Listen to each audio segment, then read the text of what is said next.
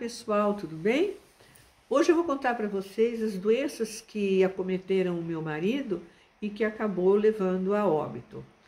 Ele teve, na verdade, em 2014, 31 de agosto de 2014, ele sofreu o primeiro AVC isquêmico.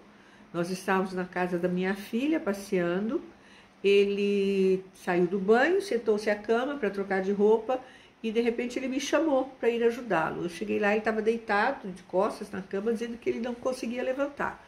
Eu fui ajudá-lo, consegui colocá-lo sentado, mas a hora que eu soltei as mãos dele, ele começou a tombar e caiu novamente. Imediatamente eu percebi que ele estava tendo um AVC.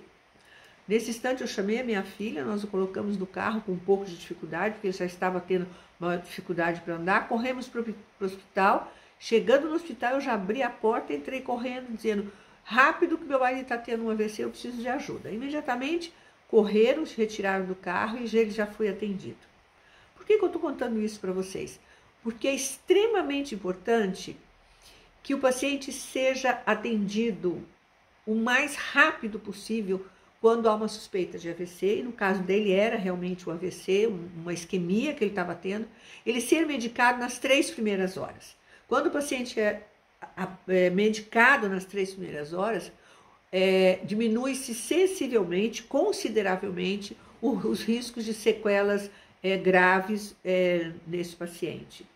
E eu, sabendo disso, eu já corri com ele para o hospital e já fui alertando que era um AVC que ele havia tido. Durante um mês ele se recuperou, teve fisioterapia e foi se recuperando gradativamente, voltou a andar, voltou a dirigir e vida normal. Nós estávamos em São Paulo no dia 12 de abril de 2015, quando ele sofreu o segundo AVC. Ele sofreu o segundo AVC, nós estávamos no shopping e ele começou a se sentir mal, eu estava junto com a minha orientadora e ela falou, Regina, ele não está bem, eu vi que ele não estava bem, corremos, fomos para casa, esperamos ele melhorar, levamos ele, eu estava em São Paulo, eu não sabia o que fazer, o nosso voo estava próximo, eu coloquei no avião e viemos embora. Ele melhorou e nós viemos embora, e aí no dia seguinte eu procurei ajuda e o neurologista constatou um segundo AVC. Ele melhorou, continuou sendo medicado, sendo atendido pelo neurologista e ele ficou bem de abril de 2015 até novembro de 2016. Em 2016, nós estávamos na casa da nossa outra filha, que tinha tido bebê, e ele acordou de madrugada, gritando, chamando nossa filha mais nova, Marina, Marina, Marina. Eu acordei super assustada, perguntei o que foi, amor, o que aconteceu? E ele começou a chamá-la, e começou a vomitar, ter ânsia de vômito, e vomitou um pouco, e eu vi que ele estava tendo um outro AVC. Corri, chamei o SAMU e nós o levamos para o pronto atendimento, depois ele passou para o hospital e ele ficou 5 dias internado. Esse AVC foi o AVC de grande porte. Esse AVC, ele deixou sequelas que ele não conseguiu recuperar. Ele não voltou a andar mais. Mesmo com fisioterapia constante, ele não conseguiu voltar a andar. Nesse interim, com as terapias todas, ele começou com físio, fono e terapia ocupacional. Eu percebi que ele começou a ficar mais confuso, que ele começou a ter dificuldade para cuidar da conta corrente dele, para pagar as contas, e eu comecei a perceber que alguma coisa não estava bem. E foi aí que eu fui ao neurologista, numa das consultas, e disse a ele, olha, doutor, está acontecendo isso, isso, isso.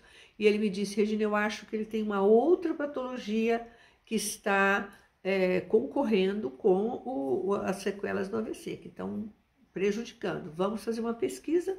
E foi aí que nós descobrimos que ele tinha uma patologia chamada hidrocefalia de pressão normal. Essa hidrocefalia junta líquido no cérebro, e esse líquido ele vai dando 3 alterações que são comuns, que eram comuns no Victor Hugo. Alteração para andar, dificuldade para andar, uma incontinência urinária e uma demência. Essa demência que ele vinha desenvolvendo era uma coisa que eu já estava percebendo há algum tempo. Confusão com datas, confusão com horário, dificuldade para atender o telefone, o celular, para fazer as ligações ele pedia que eu as fizesse, porque ele não estava conseguindo mais fazer. E aí eu percebi que a coisa estava caminhando realmente para uma demência.